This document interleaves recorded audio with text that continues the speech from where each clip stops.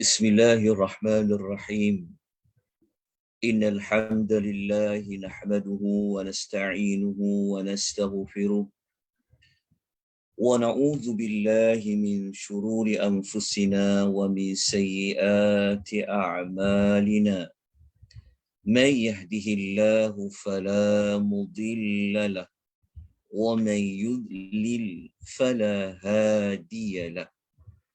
وأشهد أن لا إله إلا الله وحده لا شريك له وأشهد أن محمدا عبده ورسوله يا أيها الذين آمنوا اتقوا الله حق تقاته ولا تموتن إلا وأنتم مسلمون يا أيها الناس اتقوا ربكم الذي خلقكم من نفس واحدة وخلق منها زوجها وبث منهما رجالا كثيرا ونساء واتقوا الله الذي تساءلون به والأرحم إن الله كان عليكم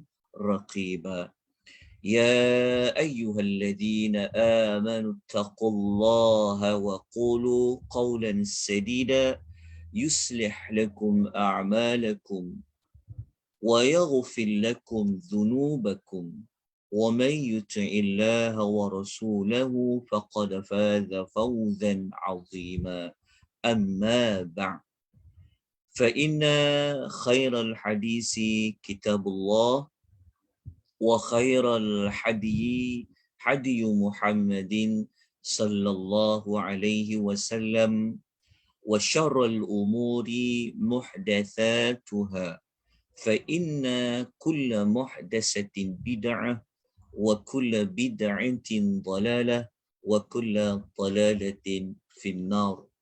السلام عليكم ورحمة الله وبركاته. Muslimin dan muslimat, tuan-tuan, puan-puan yang dikasihi, yang dirahmati oleh Allah, rahimani wa rahimakumullah.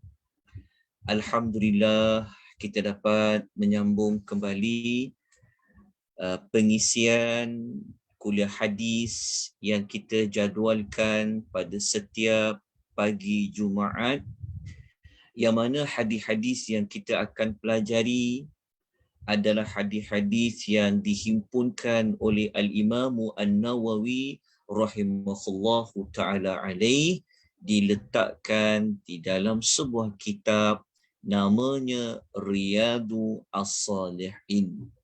Riyadu maksudnya taman, taman As-Salihin bagi orang-orang yang salih. Semoga pengisian kita pada pagi ini dicurahkan rahmat oleh Allah Subhanahu wa taala. Allah memberkati, Allah memberikan kita kebaikan yang banyak pada pengisian kita pada pagi ini, daripada permulaan sehinggalah kepada penghujungnya. Semoga Allah sentiasa melapangkan dada kita, Allah menghapuskan dosa-dosa kita, Allah mempermudahkan segala urusan kita, Allah Subhanahu wa taala memberikan kita keberkatan pada waktu, pada umur, dan semoga Allah sentiasa menerima amal soleh kita. Kita sama-sama perbetulkan niat kita, kita ikhlaskan niat kita. Pertemuan kita pada pagi ini adalah semata-mata kerana Allah Subhanahu wa taala. Pagi ini kita akan memasuki bab 217, bab 217, yang bab 217 ini bab yang berjudul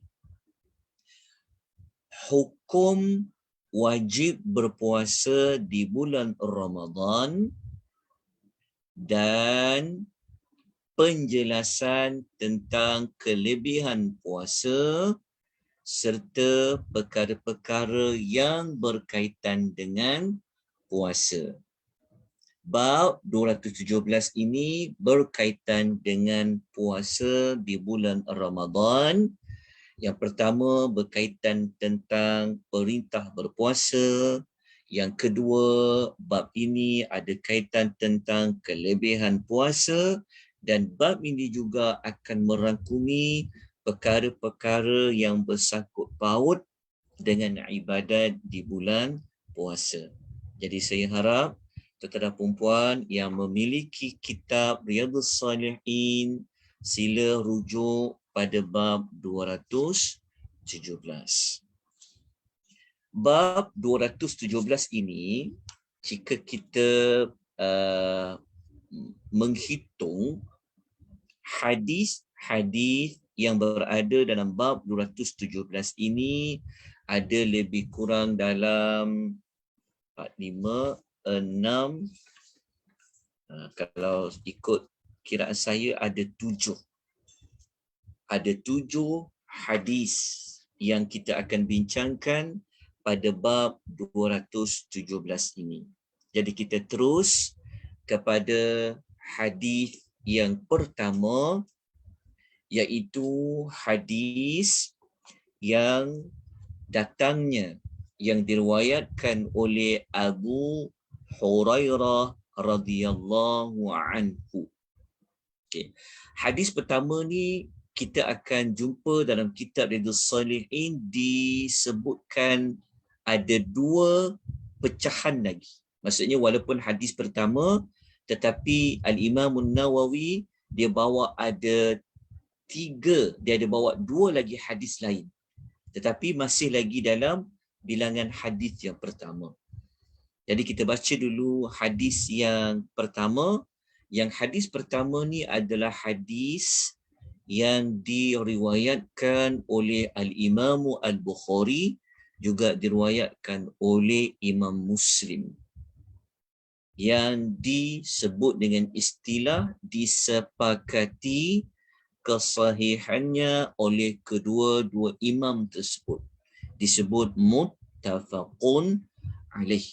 Jadi hadis pertama ni hadis yang dalam Bukhari pun ada, dalam Sahih Muslim pun ada. Okey, hadis ini Nabi SAW telah bersabda. Nabi SAW telah bersabda, Nabi bersabda, kullu amali bani adama lahu illa siyama. Maksudnya, sabda Nabi SAW, kita tengok pada terjemahan dia. Nabi SAW bersabda, Allah Subhanahu wa ta'ala berfirman. Maknanya ini adalah hadis qudsi.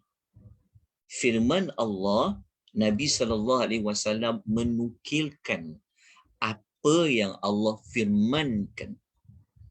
Allah Subhanahu wa ta'ala berfirman, semua amal perbuatan anak Adam adalah untuk dia kecuali puasa.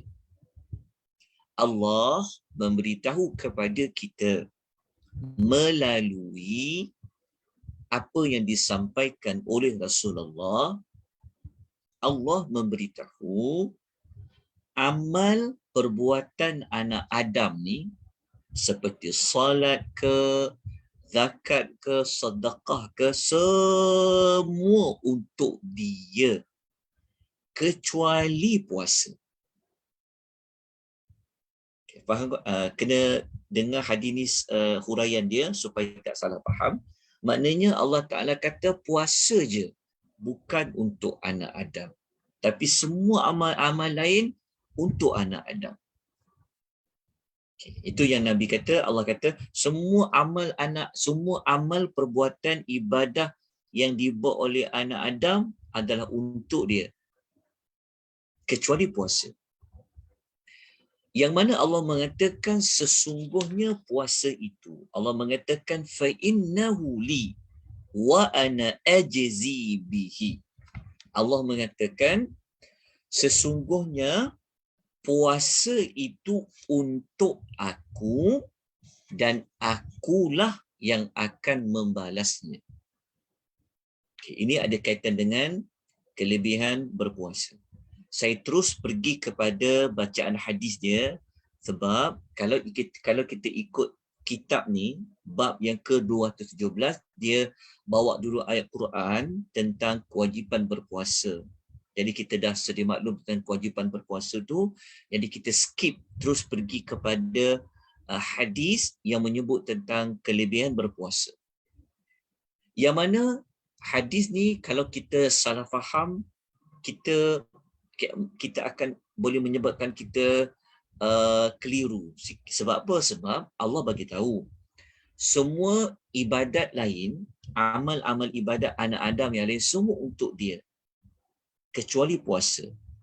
Yang mana Allah Ta'ala kata puasa dia tu adalah untuk aku, dan Allah kata akulah yang akan membalas ibadat puasa tu. Okay, ini adalah rangkap yang pertama di dalam hadis. Ada lagi rangkap lain yang Nabi akan ungkapkan, tapi kita ambil kepada ungkapan yang pertama dulu. Okey, apa sebenarnya maksud yang Allah mengatakan puasa ni untuk dia dan Allah lah yang akan membalasnya? Sedangkan kan kita sedia maklum semua ibadat ni kita buat untuk Allah dan Allah lah yang balas. Kita salat untuk Allah, kita sedekah untuk Allah, betul tak? Kita buat ibadat umrah untuk Allah, haji untuk Allah, zakat untuk Allah. Tapi kenapa hadis ni kata puasa untuk Allah dan Allah lah membalas? Okay. Yang pertama, okay, tuan-tuan kena tulis apa makna sebenar hadis ni. Okey, apa makna sebenar hadis ni? Okay. Dalam Riyadhus Shalihin tu tidak diterangkanlah, tapi kita kena lihat huraian para ulama hadis supaya kita tidak terkeliru dalam memahami hadis ni. Sedangkan seperti kita sebut tadi, semua ibadat yang kita buat semua untuk Allah. Tetapi kenapa Allah kata puasa ni dia untuk Allah dan Allah membalasnya? Okay. Kalau kita rujuk dalam Fathul Bari, kalau kita rujuk dalam Fathul Bari, okey, kejap okey. Terima kasih ya kepada yang berkongsikan terjemahan hadis di ruangan chat. Jazakillahu khaira. Okey, mari kita lihat apa sebenarnya maksud dia. Okey. Para ulama hadis sebenarnya berbeza pandangan dalam mentafsirkan hadis tadi itu. Apa makna hadis tu? Okey. Semua sekali sebenarnya ada 10 pentafsiran. Ada 10 pentafsiran kepada makna hadis tadi. Tapi yang saya nak nukilkan kepada tuan-tuan dan puan-puan, saya nak bentangkan 4 sahaja daripada 10 pandangan tersebut. Kalau tuan-tuan nak tahu ke-10 pandangan di kalangan para ulama, tuan-tuan digalakkan untuk merujuk dalam kitab Fathul Bari. Terjemahan pun dah ada dah, kitab Fathul Bari. Kalau dalam naskhah di rumah saya ni, terjemahan dia lebih kurang ada 36 jilid. Ada 36 jilid terjemahan. Sangat banyak terjemahan Fathul Bari ni. Okay. Tetapi kalau nak rujuk hadis ni, ambil yang jilid tentang tentang puasa saja. Okey. 10 pendapat tadi saya kemukakan 4 saja. Okey, 4 ni adalah pendapat yang dipilih oleh Al-Imam Ibn Hajar. Kalau kita belajar 10 nanti dia akan ambil waktu yang sangat panjang.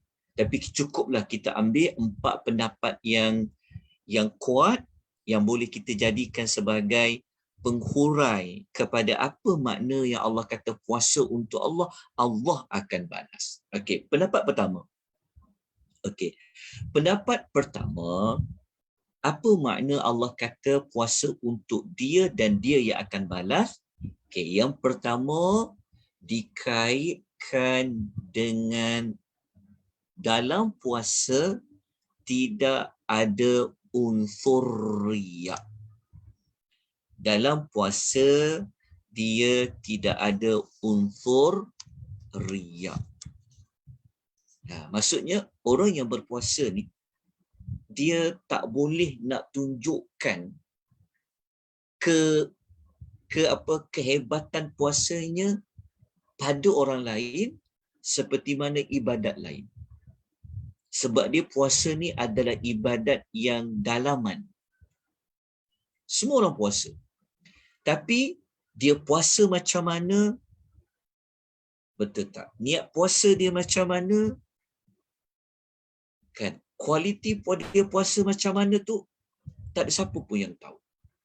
Dia tidak seperti solat, orang boleh nampak, oh dia banyak solat, dia kerap solat. Kalau ibadat sedekah, orang boleh nampak, oh tulis senarai dia berapa jumlah, orang boleh nampak pada maknanya ibadat sedekah boleh dilihat. Tetapi kalau ibadat puasa ni ibadat yang dia tidak terdapat unsur riya. Maksudnya orang kita tak boleh nak tunjukkan pada orang macam mana dia tahan makan dan minum tu. Kalau solat kita boleh kalau solat kita boleh berdiri lama, kita boleh duduk, kita boleh rukuk lama-lama. Tapi kalau puasa ni dia tidak ada. Jadi sebab itu Allah je yang tahu macam mana orang itu berpuasa. Jadi makna pertama yang hadis tu kata semua ibadat yang dia buat untuk dia tapi puasa untukku. Akulah yang balas. Makna pertama, maksudnya di dalam puasa tidak ada unsur riya seperti mana yang boleh dilakukan pada ibadah yang lain. Itu pendapat pertama. Pendapat kedua mengatakan bahawa, kejap ya, saya nak tandakan pendapat pertama. Okey, pendapat kedua mengatakan Allah lah yang akan membalas puasa tu sebenarnya adalah maksud dia merujuk kepada ganjaran yang banyak, yang berlipat ganda yang ada pada ibadat puasa tu.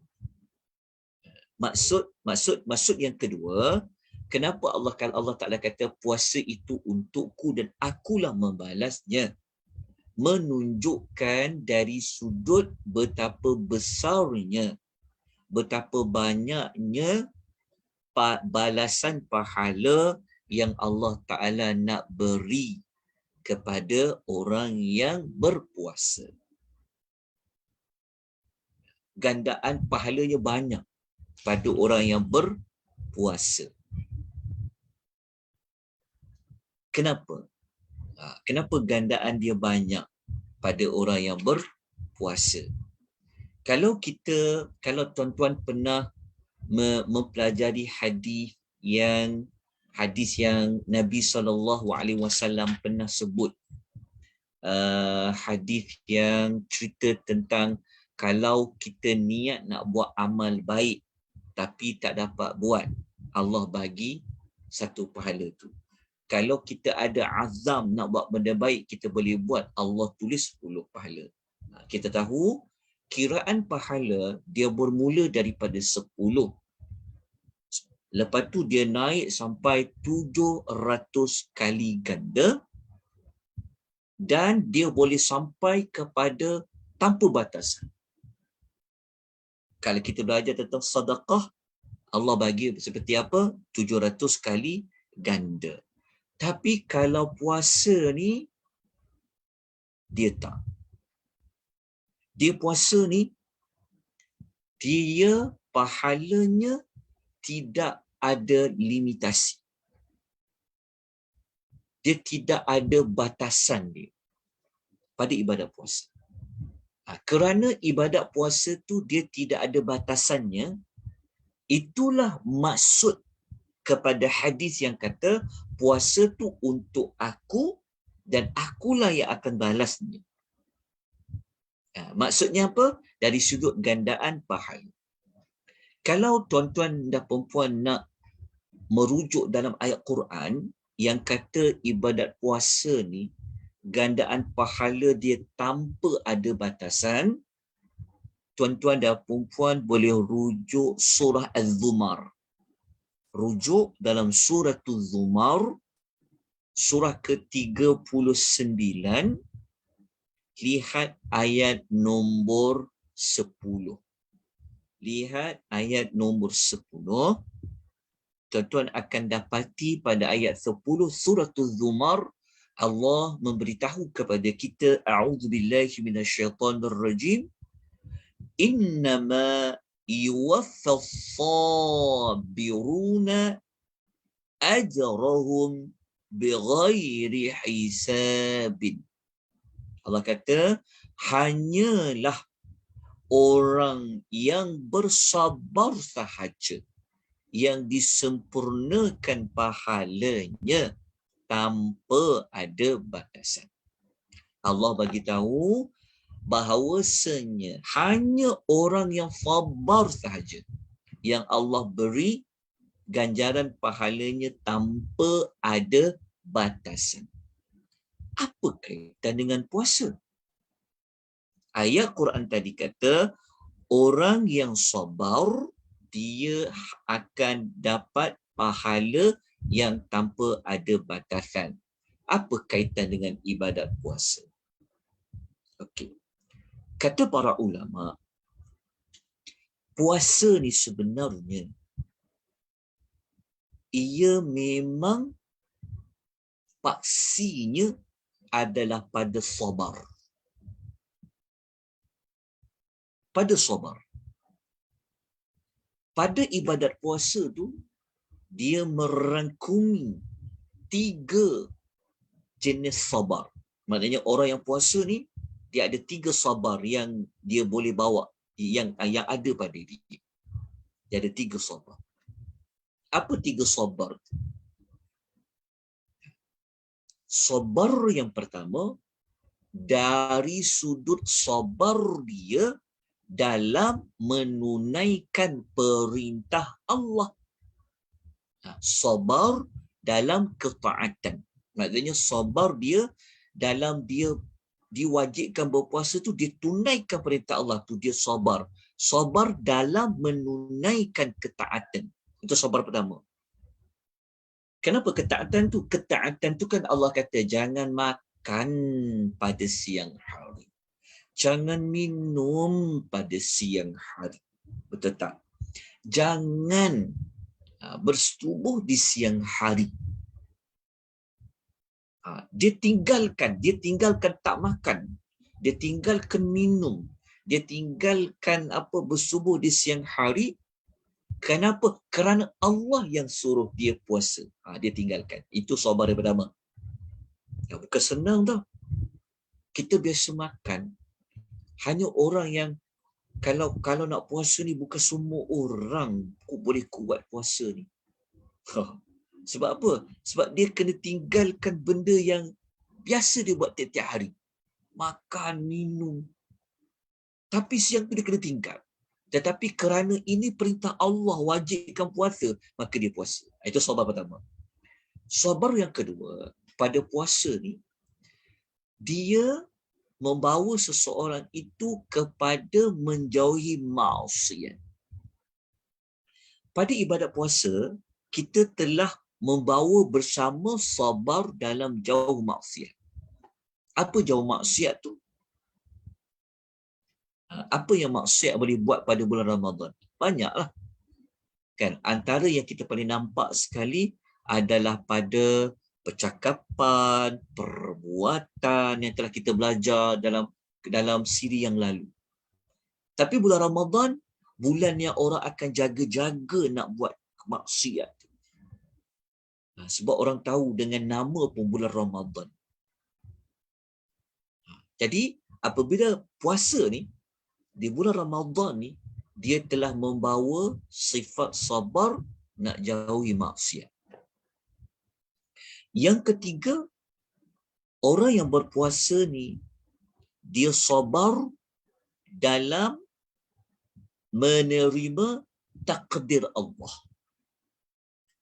Dia sabar dalam menerima takdir Allah. Apa maksudnya? Menerima takdir Allah. Menerima takdir Allah ni, kalau kita puasa, maksudnya takdir Allah apa? Allah takdirkan dia kena tinggal makan, dia kena tinggal minum. Kita tak boleh lari dah, sebab Ramadan akan datang. Betul tak? Kan? Kita kuat makan macam mana pun, pandai masak macam mana sekalipun, tapi Allah telah takdirkan pada bulan Ramadan kau tak boleh buat benda ni. Itulah ketentuan Tuhan. Jadi apabila orang berpuasa ni, dia membawa 3 jenis sabar dalam ibadat puasanya yang dia lakukan khususnya pada bulan Ramadan. Kerana puasa di bulan Ramadan itu paksinya ada 3 sabar ni, oleh kerana itulah dalam surah Az-Zumar ayat nombor 10, surah 39, Allah memberitahu bahawa sesungguhnya hanya orang yang bersabarlah pahalanya tanpa ada batasan. Jadi itulah makna yang kedua kepada hadis, ungkapan hadis yang Allah mengatakan puasa itu untuk aku dan akulah yang akan membalasnya. Okay, kita dah dapat 2 pengertian. Saya nak kongsikan pengertian yang berikutnya. Pengertian yang saya nak kongsikan, saya ambil kepada pengertian satu lagi. Okey, dari 3 sabar. Okey, kejap ya. Saya ambil 2 lagi pengertian. Kita ambil yang mana lebih banyak dibincangkan oleh para ulama hadis. Baik. Ada pendapat mengatakan kenapa puasa tu Allah Ta'ala kata semua untuk hamba, kenapa Allah kata kenapa ibadat lain semua untuk hamba-Ku tapi puasa untukku? Ada pendapat mengatakan bahawasanya di hari akhirat nanti, kalau ada mana-mana kezaliman yang kita lakukan, kita boleh tebus kezaliman itu dengan ibadat-ibadat yang lain. Tapi tak boleh guna pada ibadat berpuasa. Ada yang kata macam tu. Ada para ulama mengatakan bahawa kenapa Allah kata semua ibadat itu untuk hamba-Ku, tak melainkan puasa, dikaitkan dengan semua kezaliman yang kita lakukan di dunia ini, nanti di hari akhirat dia boleh ditebus dengan kebaikan kita yang pernah kita lakukan amal soleh, tetapi bukan pada ibadat berpuasa. Sebab puasa tu dia sangat special ya, kerana dia kaitkan dengan dengan Allah. Wallahu ta'alam. Tapi bagi pandangan peribadi saya, yang pertama dan kedua tu pun sebenarnya dah cukup sebenarnya untuk kita faham hadis tu. Yang lain tu nanti dia dia kena perlu ulasan lebih panjang lah. Tapi cukup dua tu. Saya rasa saya tak perlu kongsi yang ketiga dan keempat lah. Kita ambil yang pertama dan kedua tu. Sebab nanti dia akan timbul lagi kepada persoalan lebih panjang. Tapi kita ambil hanya dua lah. Ambil kepada dua pendapat yang terpilih bahawasanya apa makna puasa itu untukku dan aku membalasnya. Yang pertama, merujuk kepada ibadat puasa itu dia tidak ada unsur riak. Maksudnya puasa tu di bulan Ramadan tu kita tak boleh nak jadikan ia sebagai tak boleh kita nak masukkan di unsur riak.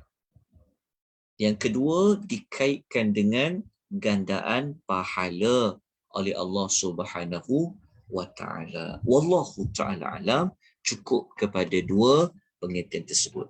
Okey, kita teruskan lagi dengan ungkapan hadis yang berikutnya. Kita belum lagi habis hadis pertama ni sebenarnya. Sebab hadis pertama ni dia walaupun dia satu hadis, tapi dia ada banyak perkara dalam satu hadis tu. Okey, yang kedua, ia merujuk kepada kelebihan berpuasa yang kedua lah. Apa dia dan ungkapan hadis tu? Nabi SAW, Allah Ta'ala berfirman, seperti mana Nabi sabdakan, puasa itu adalah perisai. Yang ni kita telah jelaskan. Puasa itu adalah perisai. Kita telah jelaskan. Perisai dari apa? Perisai daripada apa? Perisai daripada api neraka. Okay. Kemudian, apabila seseorang di antara kamu dia berpuasa, janganlah dia berkata kotor, berkata keji, dan dia berteriak. Okey, maksud dia dalam hadis ni Nabi SAW bersabda. Nabi SAW bersabda bahawa kalau orang tu dia berpuasa, dia kena jaga mulut dia daripada berkata keji. Dan dia sebenarnya kena berada dalam keadaan yang tenang aja. Dia jangan jadi macam yang bukan dia selain pada dia puasa. Teriak sini sana, jerit sini sana, maki orang sini sana tu. Bulan Ramadan dia kena ubah semua benda tu.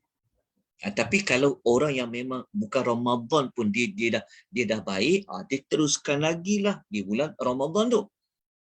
Kerana nak membezakan bahawa dia sedang berpuasa. Sebab tu puasa dia special sangat. Okey, bukan sekadar tahan perut tu. Tapi pada percakapan pun itu dia terlalu ketat.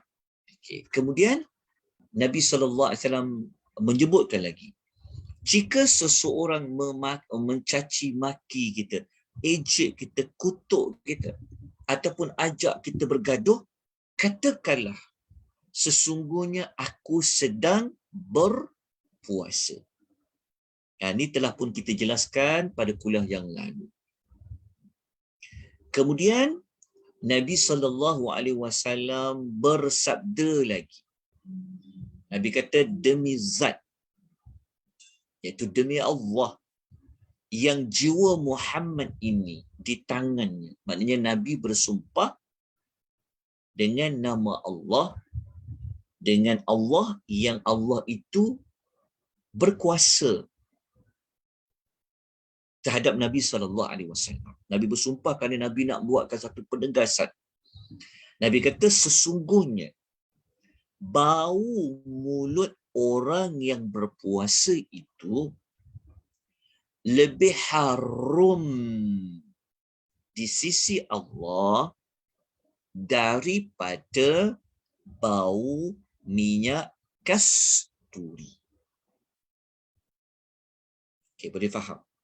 Okey, Nabi bagi tahu, Nabi bersumpah ni, punya Nabi nak bagi tahu berita penting ni, Nabi bersumpah, Nabi kata bau mulut orang yang berpuasa ni kan, lebih kuat, lebih harum di sisi Allah daripada harumnya bau minyak kasturi.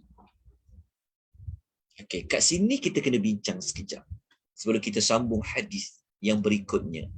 Apa makna mulut orang yang berpuasa itu lebih harum di sisi Allah daripada bau minyak kasturi? Apa maksud hadis ni? Yang kata seperti itu. Kita nak faham macam mana hadis. Baik. Begini. Kalau dirujuk dalam kitab Fathul Bari,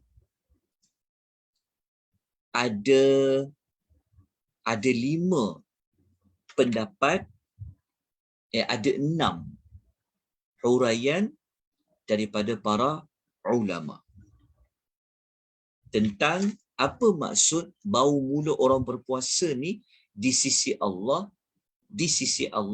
lebih daripada bau harumnya kasturi. Kenapa dibawa datangkan bau kasturi? Kerana kita tahu kan, apabila bau ni, maksudnya bau ni menunjukkan dekat kan, bau kan, kita terbau. Maksudnya walaupun dia jauh, tapi sebenarnya menunjuk kepada dekat sebab boleh dibau. Jadi apa makna dia?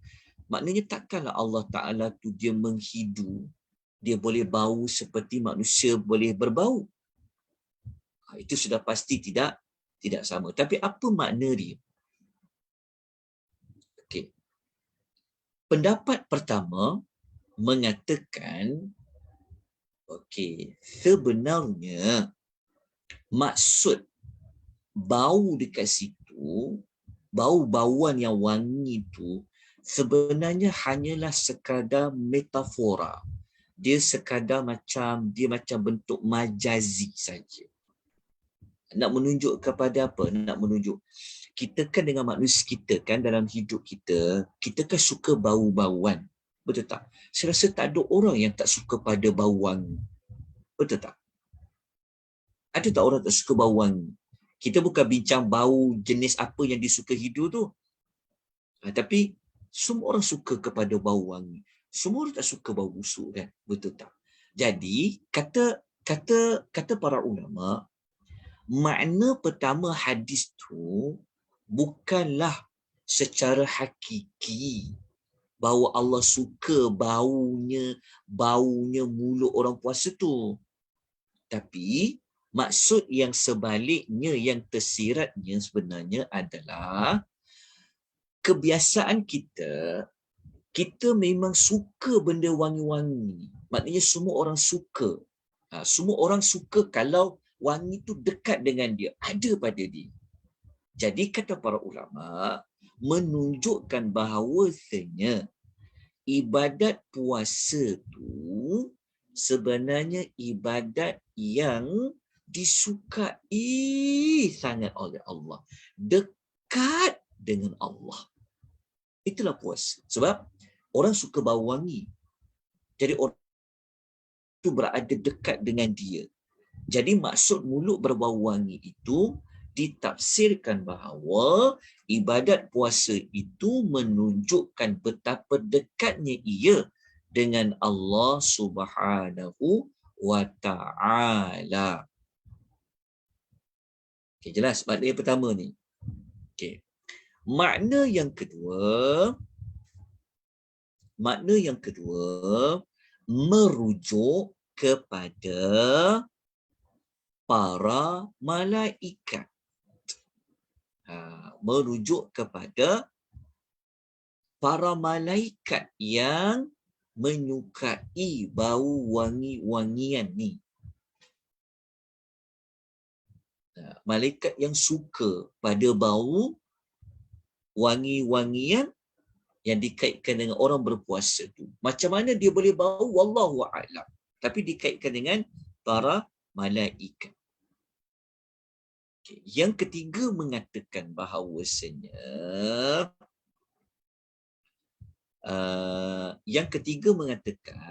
bau wangi di sisi Allah tu, bau mulut orang berpuasa tu sebenarnya dikaitkan dengan balasan di hari akhirat. Balasan di hari akhirat. Dia maksudnya seperti ini. Dia kan mulut orang berbau ni, mulut orang berpuasa, bagi pandangan manusia kita tak suka dia berbau, betul tak? Tak ada orang suka mulut dia berbau.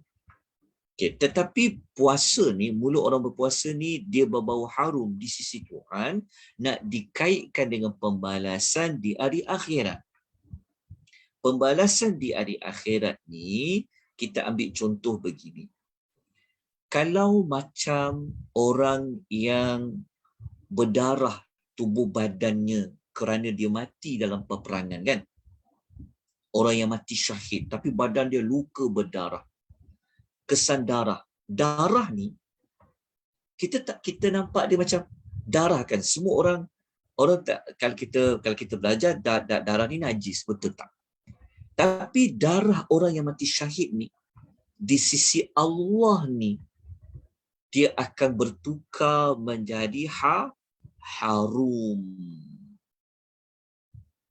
Dia seperti mana mulut orang berpuasa ni dia menjadi harum di sisi Tuhan. Nak menunjukkan apa? Nak menunjukkan balasan dia di hari akhirat. Jelas tak maksud dia? Okey, yang keempat. Yang keempat, para ulama mengatakan bahawasanya pahala yang Allah nak beri kepadanya lebih banyak pahalanya daripada bau minyak kasturi. Tak, macam minyak kasturi ni, macam ni, kita dekat dunia, kita memang dianjurkan dalam sunnah Nabi, ada dan salihin. Kita kena berwangi-wangian. Nabi suka. Sebab dia kan benda bersih, benda wangi. Kita tak mengganggu orang di sekeliling kita. Faham tak maksud dia? Nabi suka. Sebab tu makruh. Kalau masuk masjid, ada bau petai, ada bau bawang. Sebab tu Nabi ni, orang yang paling suka menjaga kebersihan, yang dia wangi adalah Rasulullah. Jadi siapa-siapa yang beri wangi-wangian, dia suka gosok gigi dia, itu semua ikut sunnah Nabi. Jadi para ulama mengatakan maksud bau harum di sisi Allah tu menunjukkan bahawa Allah nak bagi balasannya lebih banyak daripada orang yang memang dekat dunia dia suka bauan.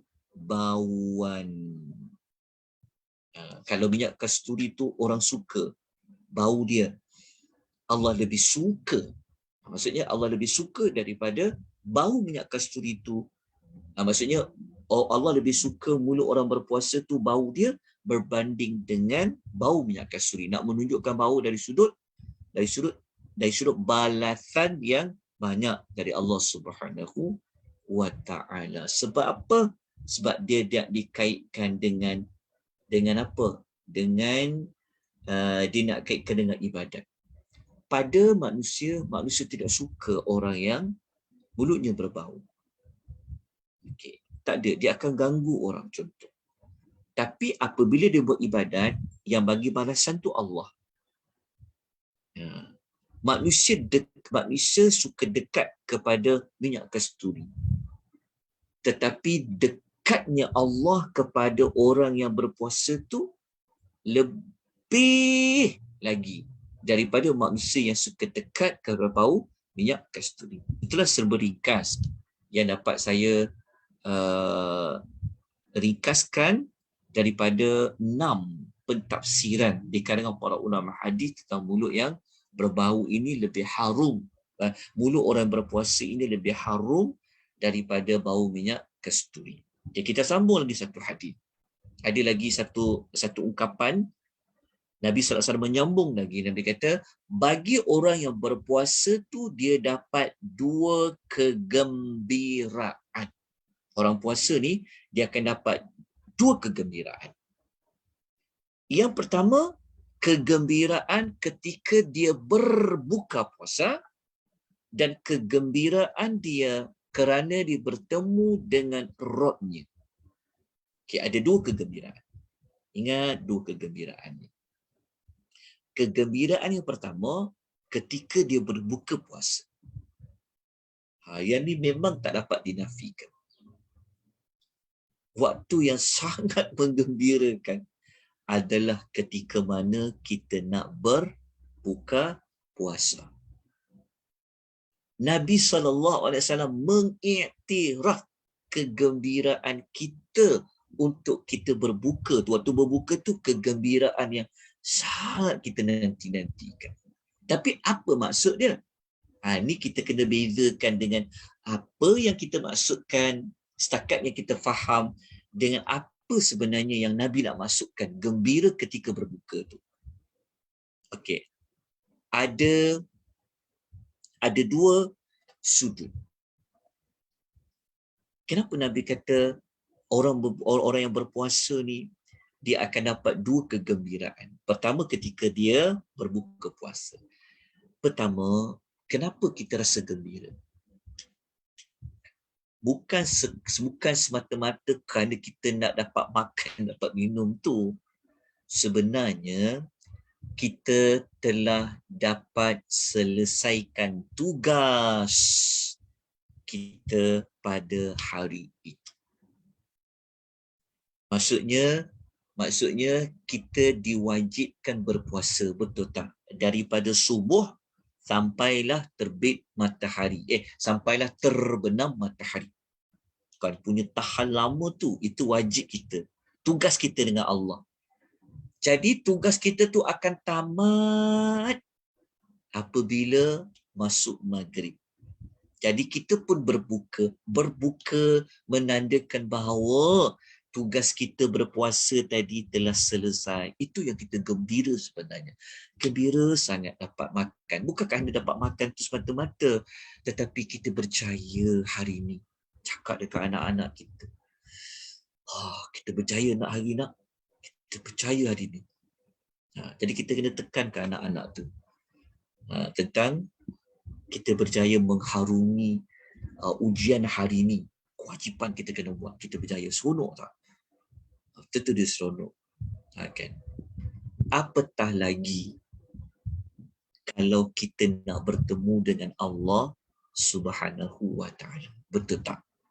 Kan Nabi kata orang puasa ni dia akan dapat dua kegembiraan.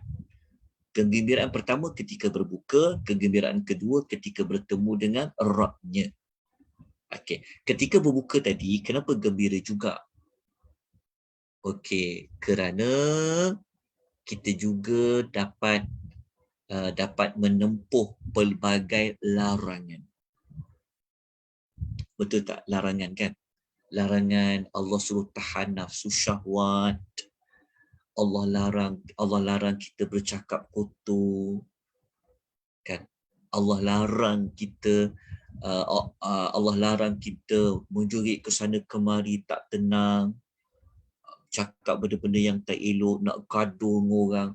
Kita berjaya buat benda tu. Bukan bermaksud lepas maghrib tu kita boleh cakap kotor ke? Bukan. Tapi maksudnya kita percaya menempuh larangan-larangan yang kita dilarang buat. Satu kejayaan yang besar sebenarnya. Bayangkan kalau kita punya gembira dapat membuka puasa, selesaikan tugas kita hari yang pertama, hari kedua sampailah habis kan. Cuba bayangkan kalau kita nak bertemu dengan Allah Subhanahu wa ta'ala. Gembira. Bayangkan kalau kita nak bertemu dengan Allah Subhanahu wa ta'ala. Nanti kita akan tengok hadis berikutnya macam mana malaikat panggil. Meh sini orang puasa, mana orang puasa ni? Meh masuk pintu sini. Nanti kita akan cerita tentang di dalam syurga. Okey, itu hadis yang pertama. Hadis pertama dia panjang sikit. Lepas tu hadis tu dia perlukan ulasan pula. Itu yang ambil masa yang hampir 20 minit nak ulas pada hadis yang pertama ni. Jadi saya minta maaf tuan-puan ni kerana memang perlu ulasan ni kepada hadis tu. Okey. Hadis ni pula ini hadis pertama. Tapi dekat hadis pertama ni dia ada dua lagi hadis di bawah dia. Jadi saya baca dalam hadis yang kedua, hadis yang kedua ni dia dalam hadis pertama lah. Tetapi hadis ni lafaz yang lain. Dalam ungkapan hadis yang lain, Nabi SAW menyebutkan bahawa tentang Allah berfirman. Ini penting hadis yang berikutnya ni. Sebab hadis ni dia boleh membantu kita memahami tentang kenapa puasa ni dia special sangat di sisi Allah. Kenapa istimewa sangat? Sampaikan Allah boleh bagi pahala tanpa batasan dekat dia. Kenapa? Kenapa Allah boleh bagi pahala puasa tu tanpa ada batasan? Kenapa istimewanya puasa ni? Dekat hadis dekat bawah tu Allah menjelaskan. Dalam hadis riwayat Bukhari, Allah Ta'ala mengatakan, dia meninggalkan makanan, dia tinggal minuman, dia meninggal syahwatnya kerana aku. Betul tak? Kalau kita puasa Ramadan, anda puasa kerana siapa? Tak boleh nak tunjuk pada orang. Memang sebab orang faham puasa ni bulan Ramadan. Tapi kalau solat, mungkin aku nak tunjuk aku ni rajin solat lah. Kalau aku nak sedekah ni, aku boleh tunjuk aku ni pemurah lah. Kita ada ruang nak buat untuk dapat nama, buat untuk riak tu sedang. Tapi kalau puasa ni, dia memang fokus. Sebab tu Allah Ta'ala kata, dia tinggalkan makanan sebab aku, dia tinggalkan minuman sebab aku, dia meninggalkan syahwat dia kerana aku. Maka puasa itu untuk aku, dan akulah yang akan membalasnya. Lepas tu Allah mengatakan, setiap satu kebaikan itu akan dibalas 10 kali lipatnya. Tapi puasa tak, dia tidak ada batasan dia. Okey. Sekarang saya nak tuan-tuan dan puan-puan baca pada hadis yang satu lagi di bawah ni. Okey, satu lagi di bawah ni, hadis ni dia membantu juga kita memahami tentang lipat ganda pahala. Kalau puasa macam mana? Kalau bukan puasa macam mana? Okey, dalam riwayat Muslim, Nabi SAW mengatakan, semua amal anak Adam dilipat gandakan. Satu kebaikan dibalas 10 kali lipat. Kita sedia maklum tuan-tuan dan puan ya, amal kita ni kalau kita buat, memang Allah gandakan siap-siap lah 10. Itu yang Nabi kata, setiap amal anak Adam akan digandakan. Dia buat satu amal, dia akan naik jadi 10. Sampaikan Nabi kata, dilipat gandakan sampai 700 kali lipat. Maknanya 700 kali ganda. Lepas Nabi sebut hadis tu, Nabi baca firman Allah, yang Allah berfirman, kecuali puasa. Kecuali puasa. Maknanya, selepas Nabi kata, setiap amal anak Adam ni sekali dia buat satu kebaikan, Allah ganda ke 10 sampai 700 kali ganda. Lepas tu Nabi baca firman Allah yang Allah Ta'ala kata kecuali puasa. Maksud dia, puasa ni dia tidak terhad 700 tadi. Selepas Nabi baca 700, Nabi sambung, kecuali puasa. Sesungguhnya puasa itu untuk aku, dan akulah yang akan membalasnya. Dia meninggalkan syahwatnya dan makanannya kerana aku. Lepas tu adalah lagi bacaan hadis lain tu ungkapan dia. Nabi kata orang puasa tu 2 kegembiraan. Ketika dia berpuasa 1 gembira, ketika bertemu Allah 1 gembira. Lepas tu Nabi ulang sekali lagi pada hadis riwayat Muslim ni, bau mulut orang berpuasa itu lebih harum di sisi Allah daripada bau minyak kasturi. Habislah hadis yang pertama. Yang hadis pertama ni dia ada tiga pecahan hadis dia. Kenapa ada tiga? Kerana hadis pertama, yang bahagian pertama tu adalah hadis yang Imam Bukhari dengan Muslim meriwayatkan sama-sama. Tapi kalau bahagian hadis kedua tu Imam Bukhari saja. Hadis ketiga tu riwayat Imam Muslim saja. Sebab tu perlu dikumpulkan dan kita lihat mana yang ada ruang penambahan maklumat dan penjelasan maklumat. Okey, habis hadis yang pertama. Okey, jelas tuan-tuan dan puan untuk hadis yang pertama. Memang waktu kita panjang sikit nak kita mengulas hadis ni. Okey. Apa yang kita dapat pelajari, apa dia punya pengajaran daripada hadis ni? Saya yakin tuan-tuan dan puan sudah dapat sebenarnya apakah pengajaran hadis yang boleh kita ambil. Tapi saya kongsikan seperti mana apa yang para ulama telah kemukakan. Okey, yang pertama kita dapat mengetahui tentang kedudukan ibadat puasa terutama di bulan Ramadan. Maknanya puasa ni ibadat yang sangat istimewa di sisi Allah. Sebab tu bulan Ramadan ni pahala dia sebenarnya tanpa ada batasan. Kalau pada puasa lah, dia besar. Jadi ibadat puasa ni dia special. Terutama dibuat pada bulan Ramadan itulah sebab dia kewajipan yang itu. Jadi puasalah betul-betul. Satu maksudnya siapa yang dia nak kejar pahala Ramadan ni, pahala yang tanpa ada batasan kan. Orang duk kejar 100,000, orang duk kejar beribu-ribu, tapi kalau pada puasa no limit. Maksudnya berbanyak Allah berbagi. Allah boleh bagi tanpa ada batasan. Sebab itu kita dapat belajar puasa Ramadan ni betul-betul.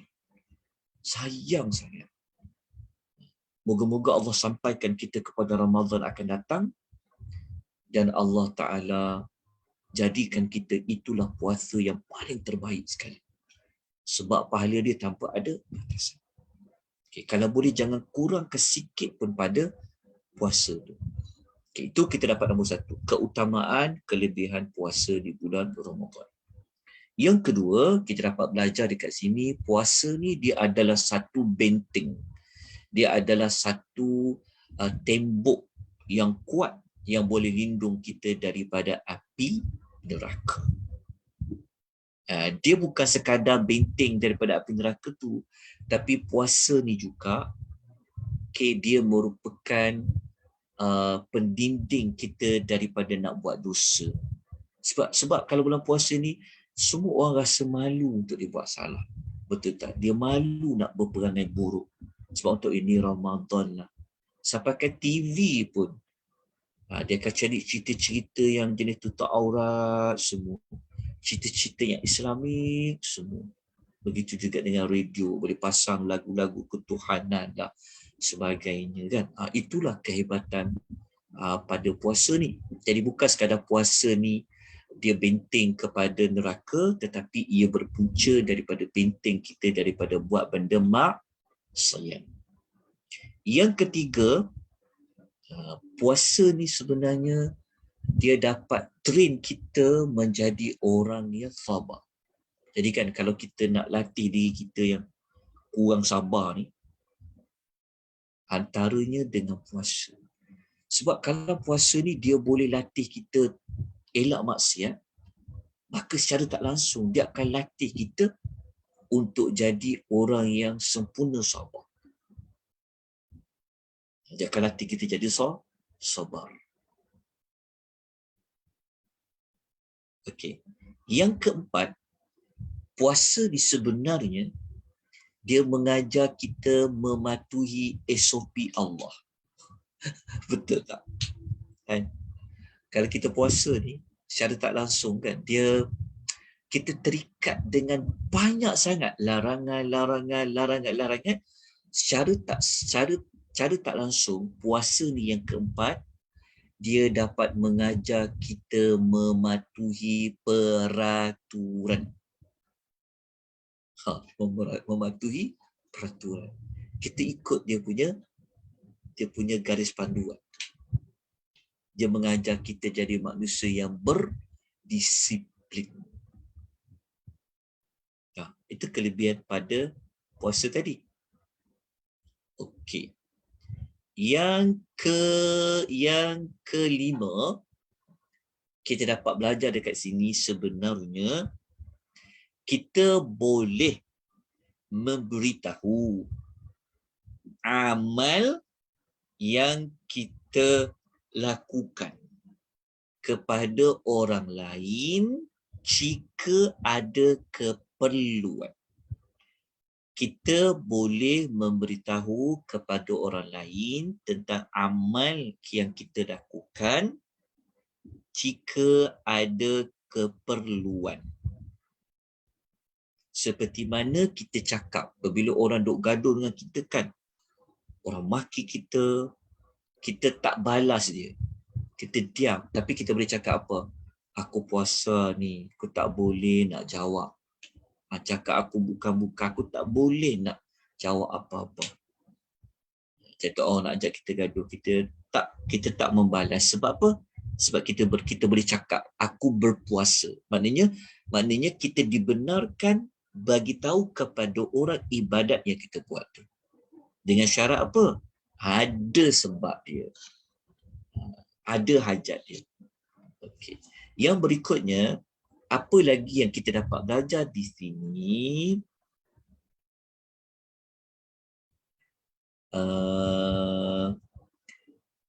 Nabi sebut tadi kan, kalau orang berpuasa ni dia akan gembira. Dia ada dua kegembiraan. Ketika mana dia gembira? Ketika dia berbuka. Okey, para ulama hadis mereka cuba meletakkan pengajaran dia adalah kalau kita bergembira apabila kita selesai buat satu ibadah, maka kegembiraan kita tu tidak akan mengurangi pahala kita. Contohnya kita gembira, contohnya kita diwajibkan solat zuhur kan, diwajibkan solat Jumaat, kita pun gembira, alhamdulillah selesai aku solat, kita gembira. Jadi gembiranya kita tu tidaklah akan mengurangkan pahala kita di hari akhirat. Dia berbeza dengan kalau kita riak, dia beza. Tapi kalau kita gembira, alhamdulillah selesai puasa hari pertama ni, contoh, gembira sangat. Gembiranya kita tu tidaklah akan mengurangkan pahala kita nanti di hari akhirat. Okey, itu pengajaran dia lain. Pengajaran yang berikutnya. Okey, pengajaran yang satu lagi. Pengajaran yang satu lagi adalah, ini pun sangat baik sebenarnya kalau kita boleh ingat pengajaran ni, bahawa kegembiraan, saat-saat yang paling gembira sebenarnya apabila kita boleh gembira bertemu dengan Allah Subhanahu Wa Taala. Betul tak? Saat-saat yang paling kita nanti-nantikan adalah saat kita dapat bergembira di hadapan Allah Subhanahu Wa Taala. Ketika kita bertemu dengan Allah, kita gembira sangat. Sebab apa? Sebab kita dah tunaikan kewajipan yang Allah perintahkan kepada kita. Antaranya apa? Pada puasa Ramadan. Total puasa ni, dia beza dengan ibadat lain. Sebab, macam saya sebutlah, sebab puasa ni dia, kita meninggalkan benda yang harus. Lama. bukanlah maksudnya kita nak merendahkan ibadat solat ke ibadat haji, tidak. Tapi puasa ni dia, kita meninggalkan, bayangkan, kita meninggalkan makan dan minum dan nafsu syahwat kita yang selama ni tak boleh dipisahkan. Tu yang dia jadi besar tu. Jadi kita nak dapat pengajaran dia adalah kegembiraan yang sangat sempurna. Apabila kita dapat kegembiraan itu ketika kita bertemu dengan Allah Subhanahu wa taala. Kenapa kita gembira? Kita gembira yang pertama, yang kita nak sebut bertemu dengan Allah ni, pertama kita dah lepaskan kewajipan kita tu. Yang berikutnya kita gembira, kita sebagai hamba yang mendapat kejayaan yang sangat cemerlang. Apa sangat cemerlang tu? Kan kita dapat pahala yang berlipat ganda. Kan kita dapat pahala tanpa hitung. Bayangkan tuan-tuan.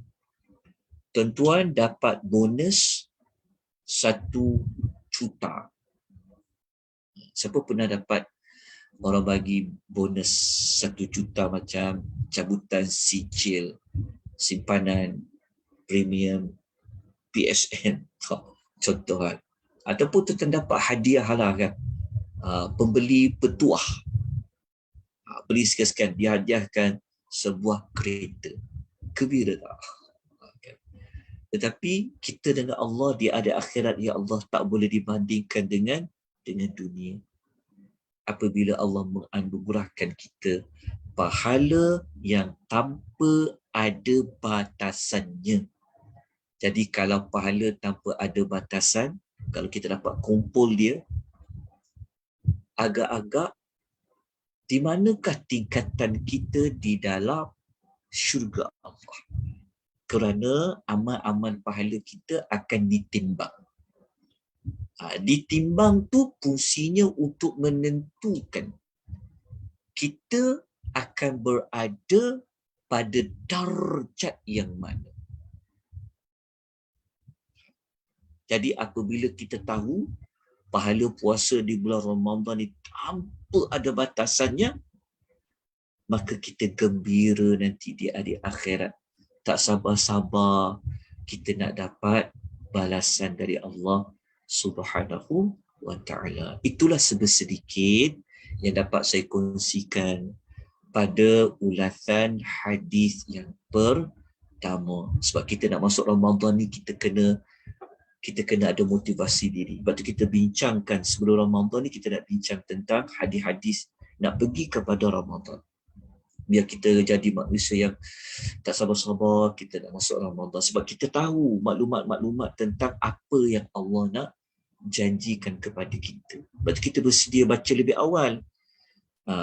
Bukan kita nak baca ketika dah masuk Ramadan baru kita nak ingatkan balik. Itu pun tak apa, baik juga. Tapi kalau boleh sebelum Ramadan, supaya kita tahu dah apa kelemahan kita kalau kita puasa ni, apa yang boleh mencacatkan pahala puasa kita. So kita dah boleh buat persediaan awal-awal dah. Bila kita baca hadis-hadis seperti ini. Okey. Kemudian kita pergi kepada hadis yang kedua. Okey, hadis yang kedua, saya harap tuan-tuan dapat ya tentang pengajaran yang telah saya sebutkan tadi. Okey, hadis yang kedua, hadis yang masih lagi diriwayatkan oleh Abu Hurairah radhiyallahu anhu. Yang hadis ini sabda Nabi sallallahu alaihi wasallam. Saya rasa tuan-tuan dan puan pun saya rasa tuan-tuan dan puan pun pernah mendengar hadis yang kita akan bacakan sebenarnya. Hadis apa? Kita tengok hadis dia. Saya terus pergi kepada maksud hadis ya. Sabda Nabi sallallahu alaihi wasallam yang bermaksud, sesiapa yang menginfakkan sepasang hartanya di jalan Allah. Sepasang hartanya di jalan Allah, kata para ulama hadis, seperti mana kata Al-Hafiz Ibnu Hajar Al-Asqalani, sepasang harta ni sepasang lah. Contoh kalau tuan-tuan nak infakkan apa? Contohnya tuan-tuan nak infakkan Quran. Tuan-tuan beli dia dalam bentuk sepasang. Dua. Nak infakkan baju, beli dua. Jadi memang disebut hadis seperti itu. Di jalan Allah. Di jalan Allah ni maksudnya bukan sekadar pada waktu perang, tetapi pada umum. Apa saja. Kejap lagi saya nak kaitkan tentang hadis yang Nabi ni dia sangat pemurah. Kita, wallahu a'lam, mungkin kita duk faham pemurah tu pemurah harta benda. Itu sebenarnya kita salah faham. Nabi ni dia sangat pemurah di bulan Ramadan, bukan hanya merujuk kepada wang ringgit. Tapi ada benda yang lain yang boleh dikaitkan dengan Nabi ni sangat pemurah pada bulan Ramadan. Nanti kita akan bincangkan pada hadis yang berikutnya. Jadi kita baca, tengok hadis dulu. Okey. Lepas tu, dia nanti ni, Allah Ta'ala akan panggil dia daripada pintu syurga. Okay. Mula-mula Nabi sebut siapa yang menginfakkan sepasang hartanya di jalan Allah, maka dia nanti akan dipanggil daripada pintu syurga. Tapi dipanggil pintu syurga tu, dia dipanggil secara lebih khusus lah. Dikatakan kepada dia, wahai hamba Allah, ini baik. Maksudnya dia kata, dia nak cerita tentang ni, nak masuk ke pintu syurga ni. Inilah kebaikan dia, inilah kebaikan kamu ni, inilah baik dia.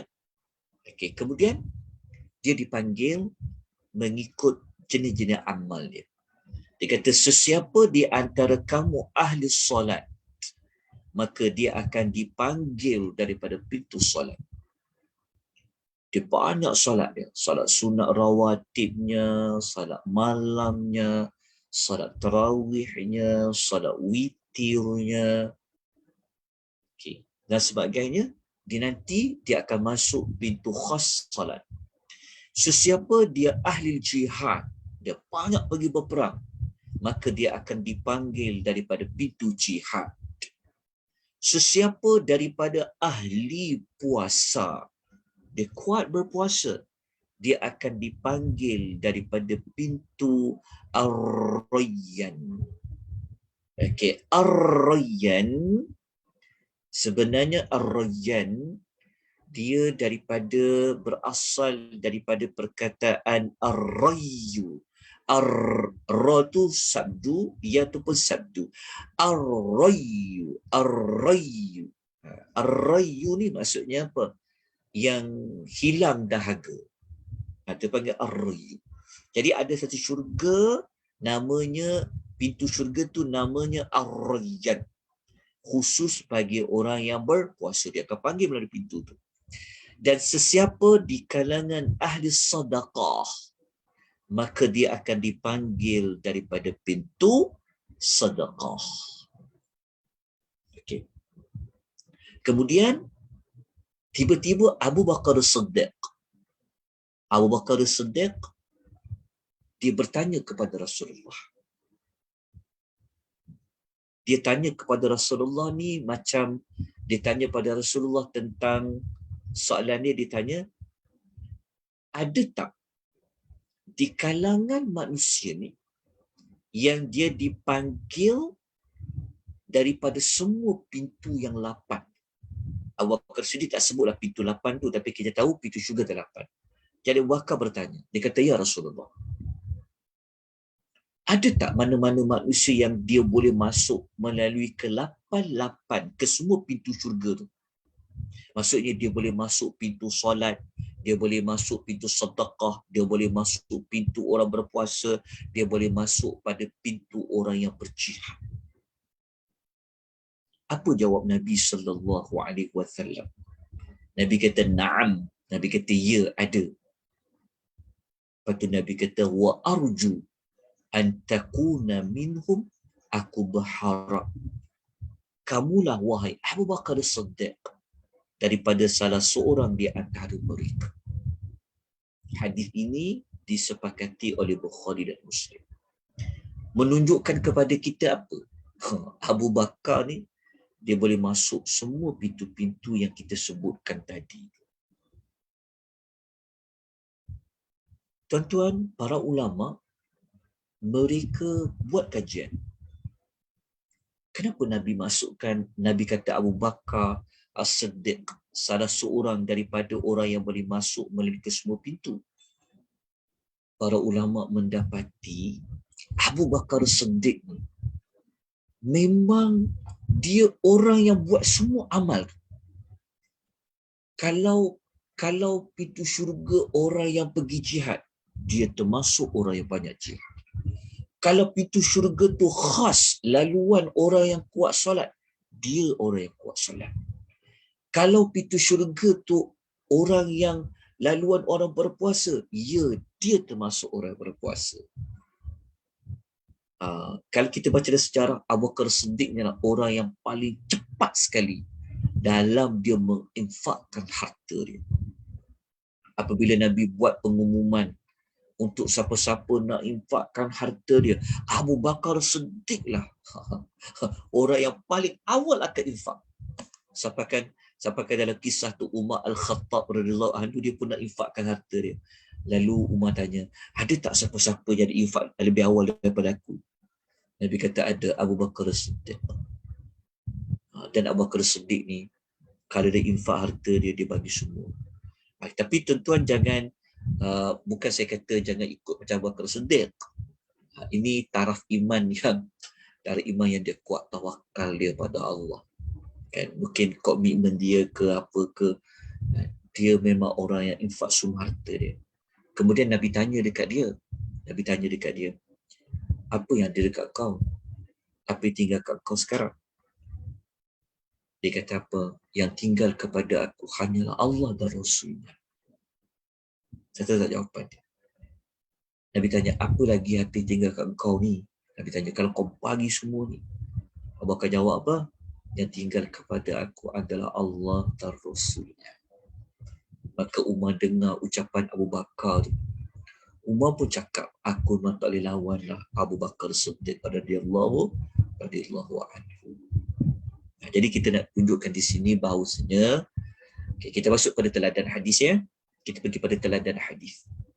Okey.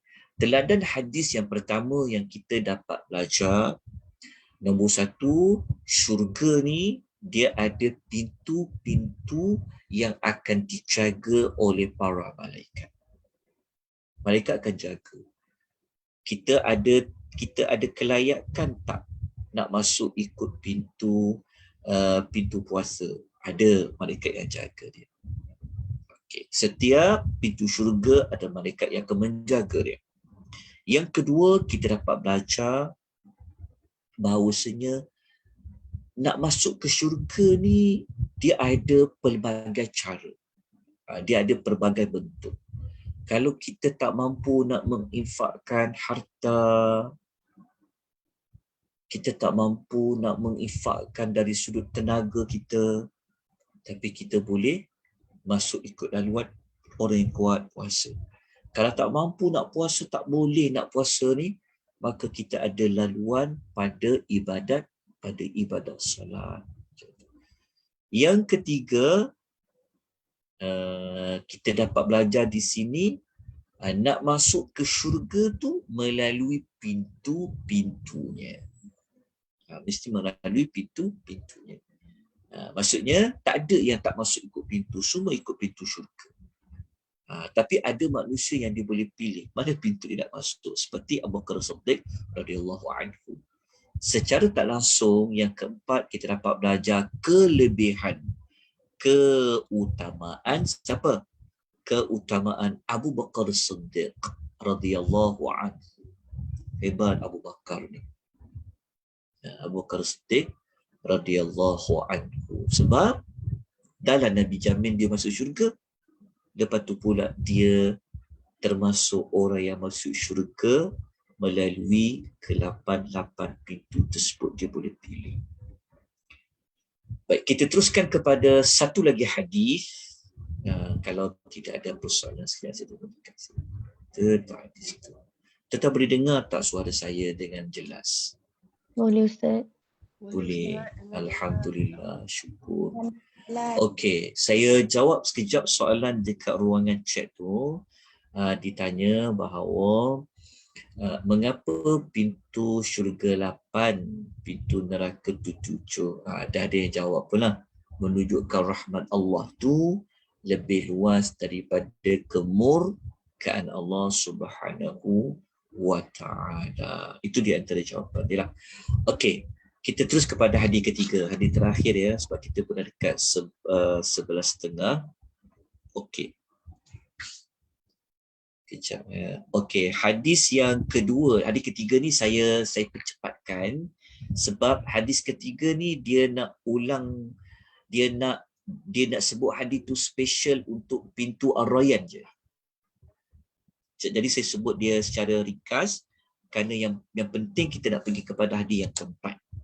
Okey, hadis yang ketiga ni daripada Sahlun ibn Sa'adin, daripada Sahal bin Sa'ad radhiyallahu anhu, dia kata Nabi SAW bersabda, sesungguhnya di syurga itu. Kenapa kata sesungguhnya di syurga itu ada satu pintu? Kenapa sebut macam tu? Kenapa sebut inna fil jannati? Sesungguhnya di syurga tu ada satu pintu, nak menunjukkan kepada kita apa? Nak menunjukkan kepada kita bahawa pada pintu syurga tu pun dah nikmat.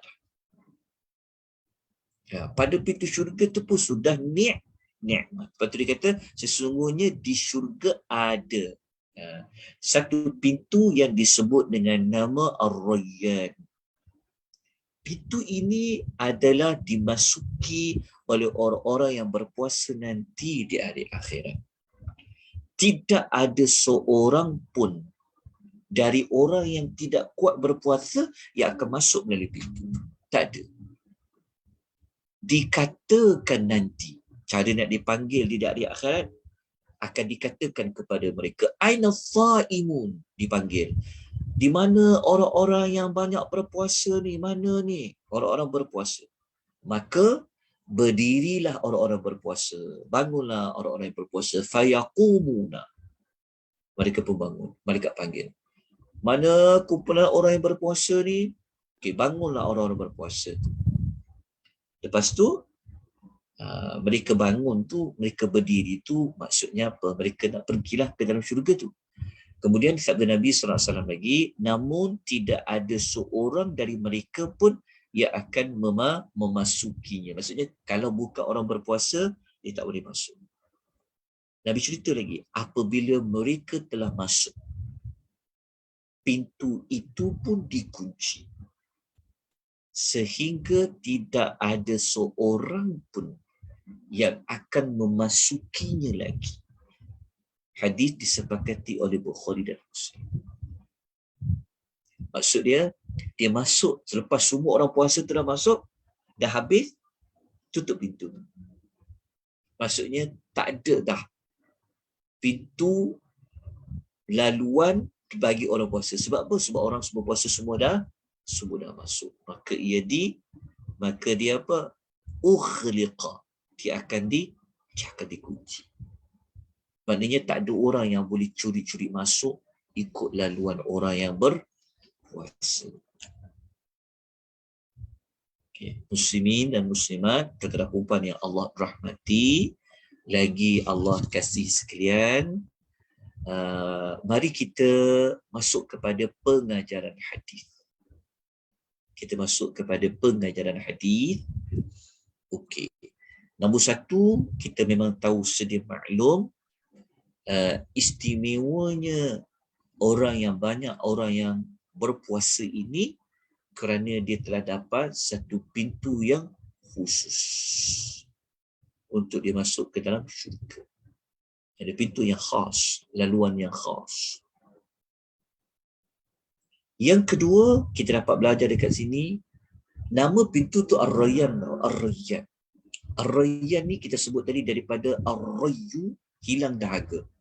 Maknanya orang yang masuk pintu Ar-Rayyan, dia memang tidak akan dahaga lagi buat selama-lamanya. Dia tidak akan dahaga buat selama-lamanya. Okey. Kita pergi kepada hadis keempat. Hadis keempat ni hadis yang sangat penting dalam mendidik kita kepada kita banyak berpuasa. Okey.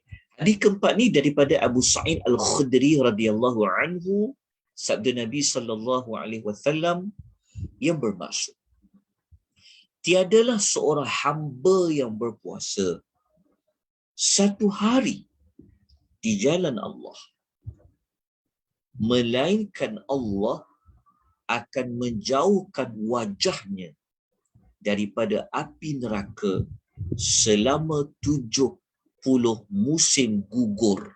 Maksudnya 70 tahun kerana puasanya. Satu hari kita berpuasa kerana Allah, Allah Ta'ala akan jauhkan diri orang itu daripada api neraka selama 70 tahun. Satu hari. Satu hari, neraka tu Allah jauhkan dia seperti 70 tahun. Kalau dia puasa 2 hari, tuan kira. Kalau dia puasa 3 hari, cuba tuan kira. Itu kelebihan yang ada pada puasa. Apatah lagi di bulan Ramadan. Okay. Pengajaran yang kita dapat belajar apa pengajaran dia? Nombor 1, kita digalakkan untuk kita banyak berpuasa lah.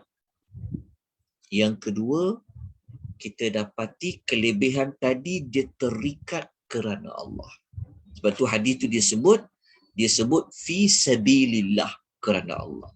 Walaupun kita banyak berpuasa, tapi kalau bukan kerana Allah, tidak akan dapat kelebihan itu. Jadi pengajaran kedua, kelebihan nak jauhkan wajahnya daripada api neraka selama 70 tahun, satu hari berpuasa mesti dibuat kerana Allah Subhanahu Wa Taala. Yang ketiga, kita dapat belajar dekat sini, kalaulah dia boleh, maksudnya kalau dia boleh buat ibadat lain macam Abu Bakar Siddiq kan, berjihad, dia pun berjihad. Dia akan dapat lebih banyak gandaan lah. Bukan pada puasa saja, tapi juga pada ibadat jihad. Okey. Kita waktu kita dah pendek, 11.30. Okey, dapat tak 3 penjelasan tadi? Yang pertama, dianjurkan kita banyakkan berpuasa. Yang ketiga, penjelasan puasa sunnah yang dilakukan kerana Allah. Yang ketiga, kalau kita mampu puasa, sambil-sambil itu kita juga berjihad, sambil itu juga kita banyak bersedekah, ia lebih afdal. Dia akan dapat lagi gandaan dia. Okay, wallahu ta'ala alam. Kita dah habis 4 hadis pada pagi ini. Kita berbaki lagi dalam 3 hadis. Okay, cuma kejap. Saya jawab soalan dulu. Okey, sekejap. Kalau puasa sunat Isnin, Khamis dan hari-hari putih dikira banyak berpuasa tak? Ya, dia termasuk juga dikira orang yang banyak berpuasa lah. Tapi kalau puasa yang paling terbaik adalah puasa Nabi Allah Daud. Sehari buka, sehari puasa. Sehari berpuasa, sehari buka. Itu lebih baik. Kemudian kita tengok dekat bahagian chat tu. Dia kata, saya terdengar puasa Ramadan kita tak akan berkat jika kita tak puasa sunat pada tahun sebelumnya walaupun satu hari. Jika tak berkat jika kita tak puasa sunat pada sebelumnya walaupun satu hari. Oh, pendapat dia mengatakan kalau kita tak puasa sunat sehari sebelum kita nak puasa Ramadan, kita tak berkat. Okey, yang ini sebenarnya jika ada pendapat mengatakan kalau kita puasa Ramadan kita tak berkat jika kita tak puasa sunat pada tahun sebelumnya, jawapannya ini sebenarnya tidak berlandaskan kepada mana-mana dalil. Tidak ada mana-mana hadis mengatakan kalau kita tak pernah puasa sunat tahun lepas, tapi puasa Ramadan kita tahun ni tak akan jadi berkat, itu tidak didasari oleh mana-mana tidak didasari oleh mana-mana nas, sama ada daripada Quran dan hadis dari Nabi sallallahu alaihi wasallam. Wallahu ta'ala a'lam. Allah saja lebih mengetahui. Okey. Kita dah selesai. Okey. Sebelum saya berpisah, sebelum kita bertangguhkan majlis kita, majlis bacaan hadis kita pada pagi ini, saya minta kalau boleh tuan-tuan baca maklumat tentang, kita kan dah masuk pertengahan Syaban. Ya, ada pada bab 218 tapi kita tak sempat nak baca. Kalau kita dah masuk pertengahan Syaban, macam mana kalau kita nak berpuasa? Kalau kita sebelum ni kita tak pernah puasa sunat, kita jarang-jarang puasa sunat, tiba-tiba dah masuk pertengahan Syaban baru kita nak puasa. Boleh tak? Ataupun kita nak berpuasa pada satu hari sebelum nak masuknya Ramadan. Boleh tak boleh? Itu dia panggil hari Syak. Hari ke-30 Syaban. Boleh ke tak boleh? Kedua-dua maklumat tersebut, pertengahan Syaban ataupun di hari Syak pada bulan 30 Syaban tu, ia terpakai kepada mana-mana yang dia jarang puasa sunat. Dia jarang puasa sunat. Isnin Khamis kan. Ada juga dia puasa, tapi kadang-kadang tiba-tiba pada 30 Syaban tu dia nak puasa. So boleh ataupun tak boleh. Ataupun dia dah masuk pada pertengahan Syaban. Jadi cara nak dapatkan jawapannya, saya minta kalau boleh tuan-tuan tengok maklumat ni. Kita tengok dekat sini. Tak nampak tak saya paparkan ni? Nampak Ustaz. Yang ini adalah daripada laman sesawang Jabatan Mufti Wilayah. Kita boleh ambil maklumat ni. Hukum berpuasa qadha pada hari Syak. Kalau puasa qadha dia berbeza. Kalau nak puasa nazar dia berbeza. Tapi kalau dia memang tak pernah berpuasa, macam mana? Ni saya kena baca lah ni. Dekat sini artikel ni. Hari Syak ni, hari Syak tu maksudnya apa? Hari Syak tu maksudnya adalah hari ke-30 daripada bulan Syaban. Hari akhir bulan Syaban. So boleh takkan nak puasa pada hari itu? So nanti boleh dapatkan artikel ini. Kemudian yang berikutnya, yang ini satu lagi. Yang ini. Hukum puasa selepas separuh bulan Syaban. Dah masuk pertengahan Syaban, boleh tak kalau kita nak berpuasa? Ini di sini. Jadi kesimpulan mudah dia, kalau kita jarang berpuasa, kalau nak mula puasa tu, tambah-tambah lagi hari Syak tu, kalau boleh kita elakkan. Walaupun ada yang membenarkanlah. Okey.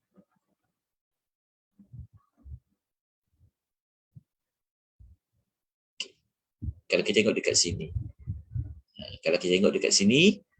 Kalau mengikut mazhab Syafi'i, berpuasa selepas pertengahan bulan Syaban adalah haram ataupun makruh bagi sesiapa yang tidak biasa berpuasa. Dalam erti kata lain, orang tu dia nak puasa pada waktu tu je. Selama ni dia tak pernah nak puasa. Dia kata, bila kau nak puasa sunat, aku nak puasa nanti dah masuk pertengahan Syaban. Ini dihukumkan haram ataupun makruh oleh para dalam mazhab Syafi'i. Tetapi mengikut kebanyakan fuqaha, para ulama fiqh mengatakan dibolehkan lah. Berlaku perbezaan pendapat di kalangan para ulama. Okey. Tapi kalau tetap biasa berpuasa tak apa. Okay, ini boleh baca pada dua maklumat ni. Kenapa saya minta baca? Kerana pada bab yang ke-218, pada bab 218 dalam Riyadhus Shalihin 219, ada tajuk larangan mendahului Ramadan dengan berpuasa selepas masuknya pertengahan bulan Sya'ban. Bulan Sya'ban. Kecuali orang yang memang dia menyambung puasanya yang sebelum ni dia dah puasa, ataupun memang masa pertengahan Sya'ban tu memang bertepatan dengan hari yang dia biasa puasa, contohnya Isnin Khamis ke, ataupun pertengahan bulan Sya'ban tu merupakan hari yang dia biasa berpuasa macam 3 hari sebulan ke, iaitu dibenarkan. Tapi dilarang kalau dia tak pernah buat, dia baru nak buat, ataupun dia nak puasa pada waktu saja. Kalau ikut Nawawi itu disebut larangan. Larangan ni boleh membawa maksud haram dan boleh dikaitkan juga dengan makruh. Sebab apa? Sebab para ulama mengatakan kerana kita sebenarnya nak buat persiapan yang khusus pada bulan Ramadan tu. Dibincangkan oleh para ulama hadis. Okey, jadi boleh baca artikel tu ya, moga-moga dapat manfaat. Ada dah dikongsikan oleh pensyahira dalam dalam ruangan chat ni. Okey, jazakillahu khairan. Baik, tuan-tuan puan, ada sebarang pertanyaan sebelum kita tangguhkan pengisian kita pada pagi ini? Ada apa-apa yang boleh saya bantu setakat mana yang saya tahu dengan kadar ilmu yang ada? Assalamualaikum Ustaz. Waalaikumsalam warahmatullahi wabarakatuh. Maaf, saya nak tanya tentang niat puasa sebulan tu. Saya ada dengar satu Ustaz tu cakap, kita gunakan niat puasa tu sebabnya kita mengikut Imam Syafi'i. Mazhab yang mengeluarkan fatwa tu daripada mazhab Maliki. Jadinya macam mana tu Ustaz? Apa niat puasa sebulan? Niat puasa sebulan. Okey. Nampak tak saya paparkan? Nampak tak? Nampak Ustaz. Tolong ambilkan link ni. Niat puasa setiap malam atau niat 30 hari sekaligus. Ni kita ambil dalam ni jawapan daripada Mufti Wilayah. Okey, ni jawab soalan dia kan. Okey. Bagaimana cara dia untuk berniat puasa? Perlukah saya niat setiap malam ataupun niatkan 30 hari sekaligus? Tengok kesimpulannya. Kita pergi pada tarjih dia. Okey. Berdasarkan dalil dan juga alasan yang diberikan dalam permasalahan ini, kami lebih cenderung kepada pendapat jumhur, iaitu kebanyakan. Jumhur ni maksudnya majoriti, kebanyakan, dan juga ia adalah pendapat mazhab kita, iaitu mazhab Syafi'i, iaitu niat perlulah diperbaharui pada setiap malam untuk berpuasa. Ini pendapat yang terpilih pada soalan tadi itu. Adapun pendapat yang mengatakan boleh berniat sekaligus untuk berpuasa selama sebulan di permulaan niat, maka kami katakan tak ada masalah untuk buat dia sebagai langkah berjaga-jaga, dan dalam masa yang sama hendaklah dia berniat juga pada setiap malam. Jadi tak cukup hanya berniat selama 30 hari nak puasa, tetapi setiap malam tu maksudnya sampai sebelum subuh lah. Kalau dia tak ada niat memang nak puasa, tak boleh. Maka dia perlu memperbaharui niatnya pada setiap malam berpuasa. Inilah soalan yang ditanya tadi. Betul. Kalau yang kata sebulan tu pendapat Al-Imam Zufar dan Imam Malik. Okey. Tetapi pendapat kebanyakan jumhur berdasarkan kepada hadis Hafsah. Kalau ikut kepada hadis Hafsah ni, yang ni lah. Nabi kata apa? Sabda Nabi SAW, malam yujmi' as-siyam, sesiapa yang tidak berniat sebelum terbit fajar untuk dia puasa, maka tiadalah puasa bagi. Hadis ni jelas, terang-terang sebut. Sesiapa yang tidak berniat sebelum terbit fajar. Terbit fajar ni tiap hari lah, maka tiada puasa baginya. Maksudnya, puasanya tu tidak sah lah sebab dia tidak berniat. Malam tu bukanlah masuk lepas maghrib saja, tak. Malam tu maksudnya selagi sebelum subuh lah. Betul tu kita selalu ingatkan. Dah niat ke belum ni? Dah niat ke belum? Dah niat ke belum? Niat tu dia tak perlulah lafaz. Hati pun cukup. Cuma orang tua dulu nak bagi kita ni kuat. Tahu niat tu dia ajar tu. Nawaitu sauma ghadin. Sama ada lagu tu. Dia kata. Sauma ghadin tu esok hari. Tapi kita boleh baca juga pada paginya. Tak mesti kena baca esok hari tu mesti esok. Okey, ada orang tanya, kenapa kita perlu niat untuk sebulan? Wallahu a'lam, pasal dia niat lah. Sebab puasa tu kan sebulan. Jadi dia niat lah nak puasa sebulan. Tapi kalau ikut pada hadis ni, ikut pendapat tadi tu, kalau boleh tiap-tiap malam lah diperbaharui niatnya. Wallahu ta'ala. Ada soalan lain? Sebelum kita lanjutkan, sebelum kita tangguhkan lagi, manfaatkan maklumat-maklumat di Jabatan Mufti ni. Ada banyak persoalan kita boleh rujuk sebenarnya. Okey. Jelas. Okey, ada apa-apa persoalan, pertanyaan?